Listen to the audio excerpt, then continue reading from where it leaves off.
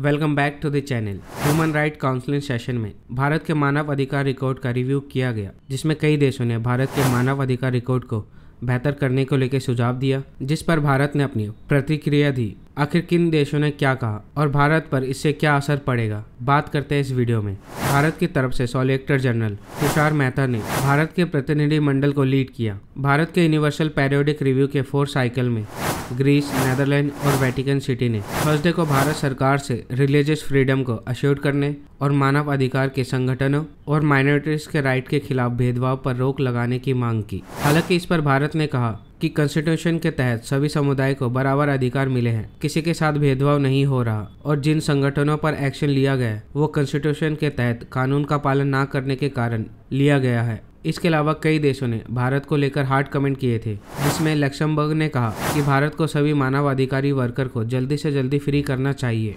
Greece ने hard comment करते हुए कहा कि भारत को रिलीजियस फ्रीडम को पूरी तरह से अश्योर्ड करना चाहिए। भारत में माइनॉरिटीज के rights, specially minorities religious rights और फीमेल के राइट्स भारत में पूरी तरह से अश्योर्ड नहीं है। इसके अलावा आयरलैंड और साउथ कोरिया ने भी FCRA का मुद्दा उठाया। वहीं इटली ने कहा कि भारत को माइनॉरिटीज के खिलाफ हिंसा को रोकने के लिए प्रॉपर कदम उठाने चाहिए। लुथिया ने फ्रीडम ऑफ एक्सप्रेशन को अश्योर्ड करने की मांग की। वहीं बेल्जियम ने पहले ही सवाल भेजकर सिविल लिबर्टी की वकालत करते हुए फ्रीडम ऑफ रिलीजन को अश्योर्ड करने की बात कही। मैक्सिको ने नेशनल रजिस्ट्रेशन फॉर सिटीजनशिप का मुद्दा उठाया और इसे लेकर कदम उठाने को कहा ताकि किसी के स्टेटलेस होने की संभावना कम हो सके। नेपाल ने फीमेल के प्रति हिंसा को कम करने, चाइल्ड मैरिज रोकने और ट्रांसजेंडर लोगों के लिए बेहतर माहौल बनाने की जरूरत पर ध्यान दिलाया। अमेरिका ने भारत से FCRA से रिलेटेड लाइसेंस संबंधी डिसीजन की ट्रांसपेरेंसी में सुधार करने और मानव अधिकार के हनन के लिए जिम्मेदार लोगों के खिलाफ एक्शन लेने की बात कही।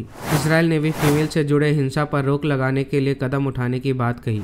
रशिया ने कहा कि भारत में पॉवर्टी हटाने के लिए लाई गई पॉलिसी को सही तरह से जारी रखा जाए।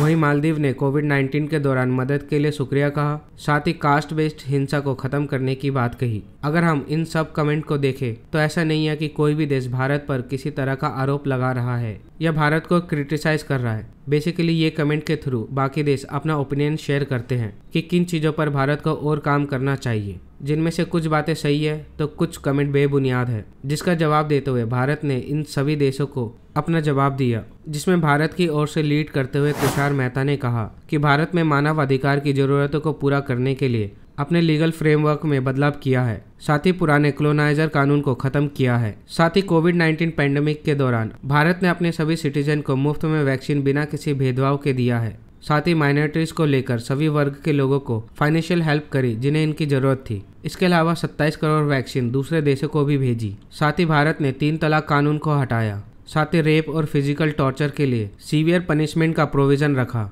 जिससे भारत में महिलाओं के हित का एक्सप्लॉयटेशन ना हो। कई देशों ने भारत के फ्रीडम ऑफ एक्सप्रेशन को लेकर काम करने की बात कही, जिस पर भारत की तरफ से कहा गया कि इंडियन कॉन्स्टिट्यूशन भारत के सभी लोगों को फ्रीडम ऑफ एक्सप्रेशन का समान अधिकार देता है, पर क्योंकि भारत एक डाइवर्स देश है जिसमें अलग अलग जाति और अलग अलग धर्म के लोग रहते हैं, जिस वजह से भारत की एकता बनाए रखने के लिए इसमें कुछ लिमिटेशन है जो जरूरी है।